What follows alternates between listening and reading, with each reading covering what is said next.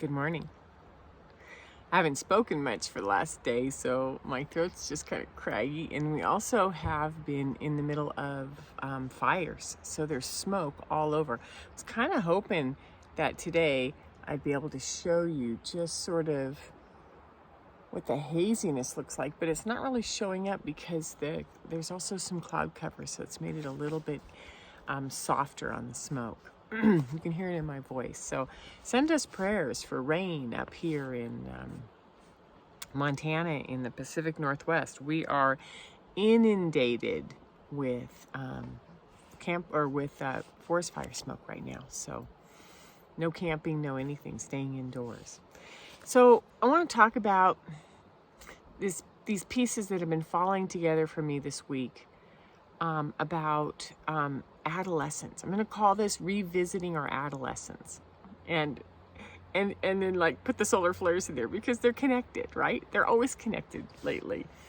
So we have this budding awakening, like whether it was, through 2020 or whether it was in the last 8, 9, 10 months, there's this part of us that's like, well, wow, something else is going on out there, and we have an awareness of energy and motion and new information coming in, right?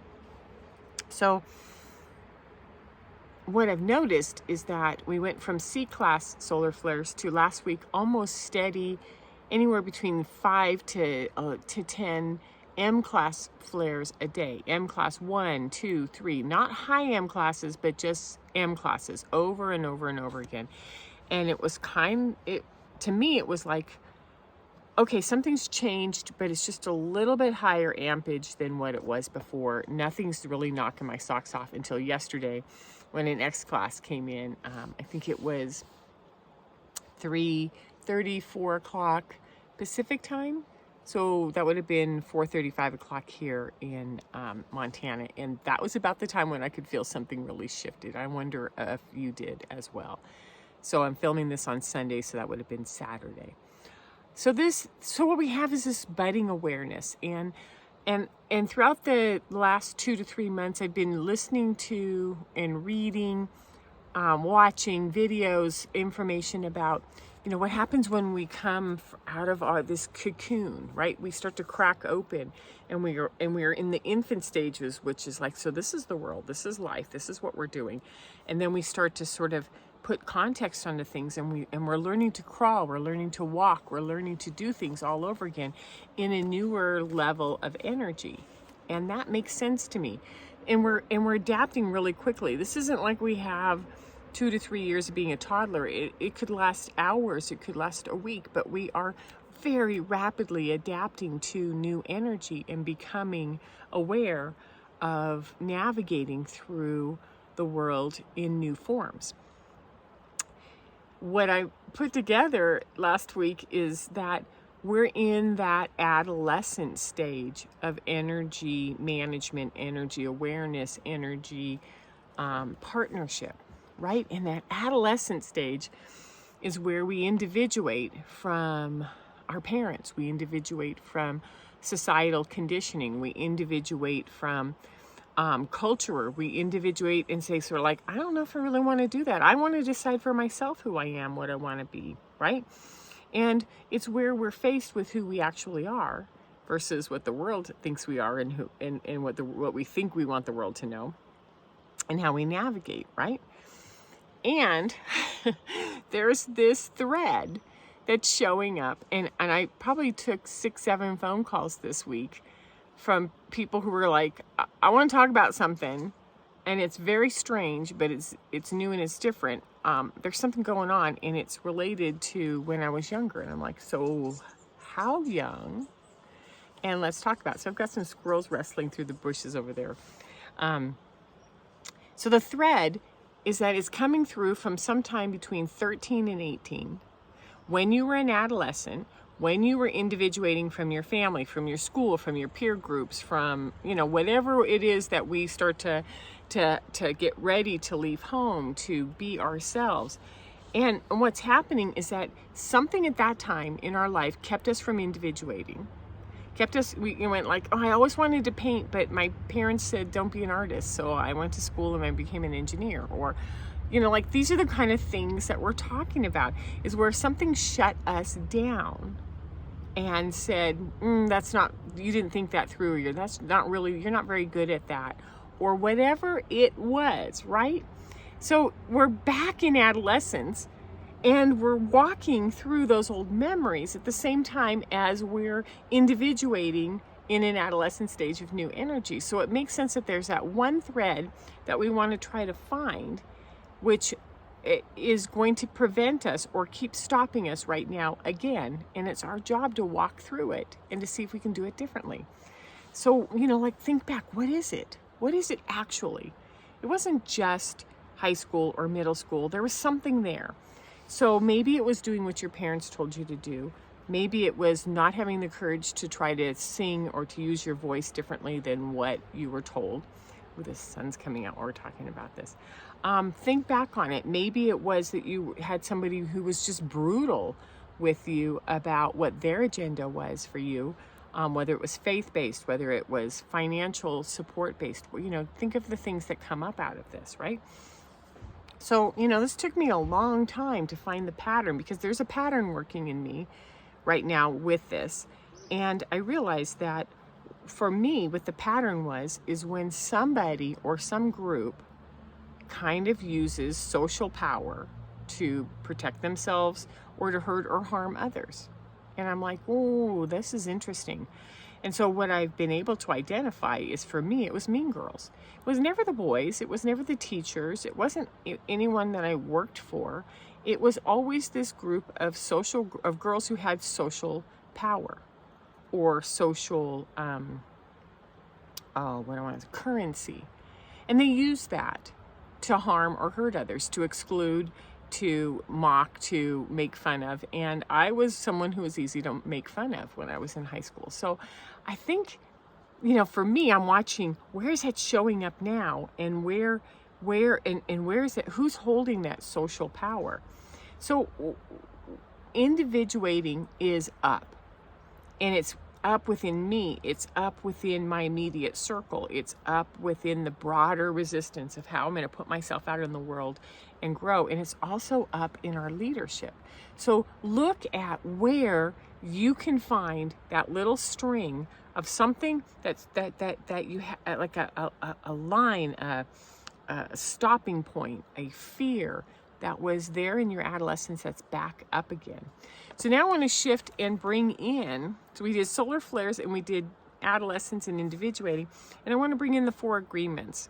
So Don Miguel Ruiz, simple little book, always do your best, is at the top if you put it in a circle. Always do your best. Be impeccable with your word. Is at the right side. At the bottom is don't take anything personal, and at the side is make no assumptions. And so within the mystery school that I studied with, we assigned that the top, always do your best, is the Prince energy. At the right, be impeccable with your word, is the King energy. And at the bottom is the energy of the Princess, and at the side is the energy of the Queen.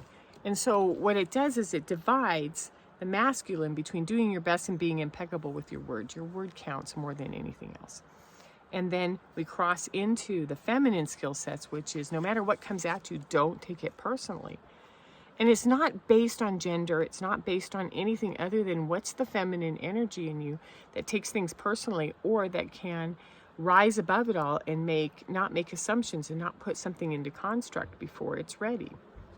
So what I'm noticing is that this princess, this feminine training, this adolescent female energy is learning how not to take things personally. And so, yeah, something from her adolescence is up. That was their agenda. That was something that was going on there, but it stopped us, or we allowed it to stop us somehow. So notice that the princess is also the healer, the teacher, the one who says, it doesn't matter what you say or do. I know who I am, and I'm not going to take this personally. That's the energy that's up. So we know how to do our physical best, and we know that our word and our reputation and our trust matters, which is the masculine. So we have the masculine, and we can bring that into balance with the feminine, which is to not take things personally. So maybe we're all in this budding princess phase, right? Where we're learning not to take things personally, not to allow our energy to be shut down by somebody else's opinions, somebody else's attacks, somebody else's hurts, or the hurts that we've experienced through others, right? So how do we shift from these old stories out of high school, out of our old world, and not take these hurts personally? And how do we navigate into sovereignty? So I have 5 tips for you. Number 1, track the flares. Track the flares in the geomagnetic storms, because they bring big jumps, they bring downloads, they bring information to us. And when we can track them, we can make a connection. That's going on, that's what I'm feeling. That's going on, that's what I'm feeling. So by building that connection to those energetic experiences, we can start to sort of partner with the pulsing of our world right now. Number 2, let go of the people, places, and things that require so much energy from you. You know, whether it's drama, addiction, anger, needfulness, people that you're close to, people you're in relationship with, people you work with, people who you live with in your housing or your community. So look at what activates that reaction, and then look for that string. Shoot, every time I turn around, that's there again. That's there again, right? So that you can find out what the reaction is and drop it. Now, let go means put it down, walk away, put it down. Say it has nothing to do with me. This isn't personal, right? It's not personal.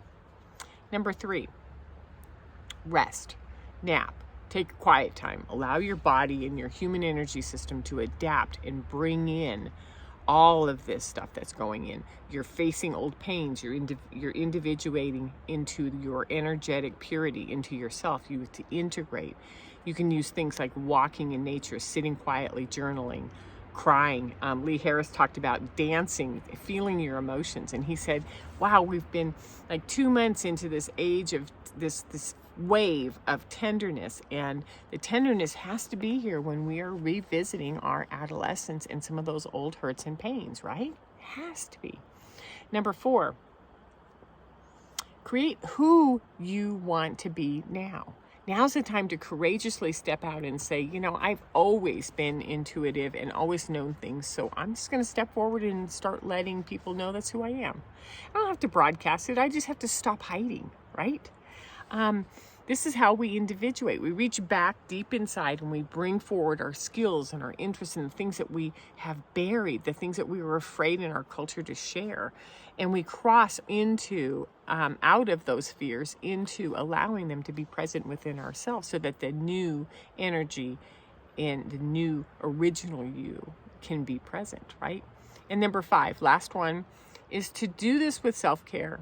Always do this with self-care, tenderness, and also compassion. Because you know I'm going to close each time with compassion.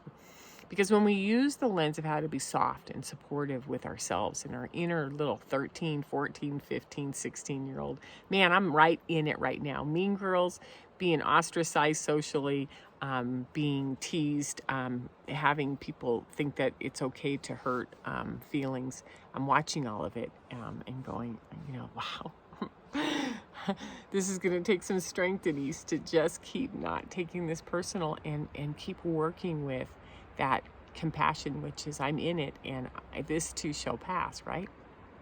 So I can hold on to my real self and feel free and safe to emerge the way that I really am. So this compassion for self, for others, we're all going through it. It's time to be kind. It's time to be compassionate. It's time to go, oh, look at they're in their teenage phase. It's okay.